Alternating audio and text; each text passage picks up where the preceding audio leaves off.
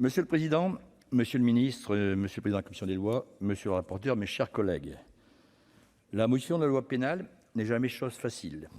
L'exercice est encore plus délicat lorsqu'il s'agit du régime de la responsabilité pénale. Les Français ont été nombreux à ne pas comprendre la décision rendue par la justice dans l'affaire Sarah Halimi. Cette incompréhension ne doit cependant pas laisser croire que les juges ont failli.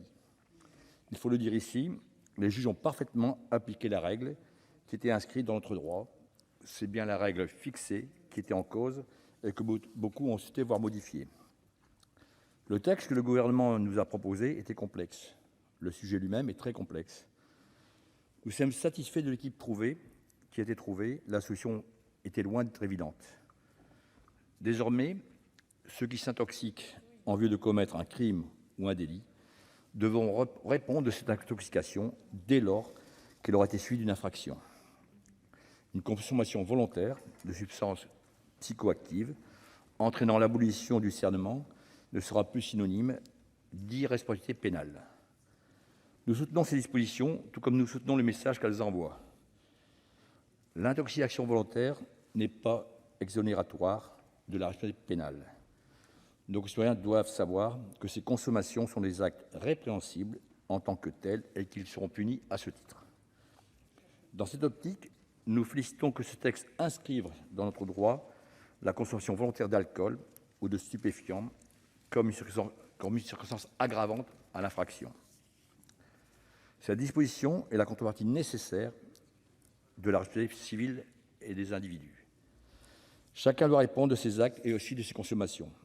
Les articles concernant la responsabilité pénale sont les plus emblématiques de ce texte, mais il comporte bien d'autres avancées qui traitent de la sécurité du quotidien de compatriotes. Les confiscations et les destructions de véhicules ayant été utilisés pour commettre des rodéos urbains, et on l'a vu dernièrement, seront désormais facilitées. C'est une réponse de fermeté que nous soutenons et que nous attendons pour les riverains. Nous nous félicitons également de l'extension de la procédure d'amende forfaitaire au vol de faible valeur.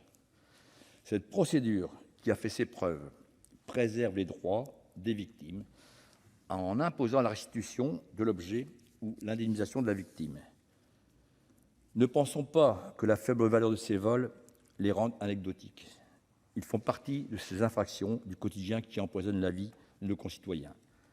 L'amende forfaitaire permettra d'y apporter une réponse rapide et proportionnée à ces délits. Le texte comporte également toute une série de dispositions visant à renforcer la protection de nos forces de l'ordre. Il est nécessaire de protéger ceux qui nous protègent, parfois au péril de leur vie. Nous soutenons donc le renforcement des sanctions des violences commises contre les policiers, contre les gendarmes et les membres de leur famille. Ceux qui s'y attaquent à eux doivent savoir qu'ils s'attaquent à la République et qu'ils seront punis en conséquence. Il fallait encore permettre aux forces de l'ordre d'utiliser les moyens vidéo modernes, à la fois pour mener leurs enquêtes, mais aussi pour protéger les gendarmes et les policiers engagés dans les opérations de terrain. Ces dispositions permettront d'embarquer des caméras sur des véhicules, mais aussi des drones. Mon collègue du Nord, Jean-Pierre Decool, et moi-même saluons particulièrement l'article 8 qui ouvre l'utilisation des drones pour lutter contre l'immigration irrégulière, un véritable fléau. Et encore, ce matin, dans le département du Nord-Pas-de-Calais, 2 bateaux sont partis en direction de l'Angleterre avec des migrants à leur bord en partant de Wimereux. De tels moyens sont donc importants, mais leur utilisation ne pouvait pas se faire au détriment des libertés individuelles. Le texte reprend d'ailleurs, par conséquent, plusieurs recommandations formulées par la CNIL à cet égard. Ce projet de loi comporte des dispositions bienvenues. Le travail en commission mixte paritaire a permis de dégager un texte commun. L'équilibre trouvé nous satisfait. C'est pour ça que le groupe Les Indépendants votera volontiers, avant ces fêtes que je souhaite à tous, ce texte. Merci.